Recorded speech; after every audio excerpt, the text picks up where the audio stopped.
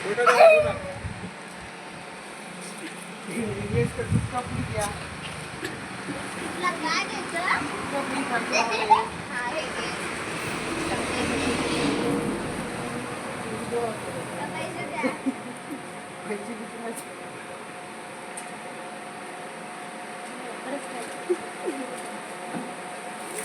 दादा, हे तू काय केलंस?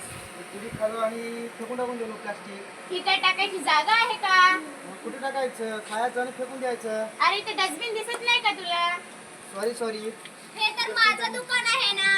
अगं तुझं दुकान राहू दे की घर राहू दे, असं प्लास्टिकचा वापर कोणाचं टाकायचं नसते. तुझ्यामुळे माझे गिराईक कमी होतात ना. अगं तू तर सांग की गिराईक कशी कमी होतात? तिथे डस्टबिन ठेवलेलंच ना तू, मग त्याच्यामध्ये खाल्यानंतर त्याचे टाकायला ना. तुला पण कळत नाही का? तू तर शाळेत जातेस की.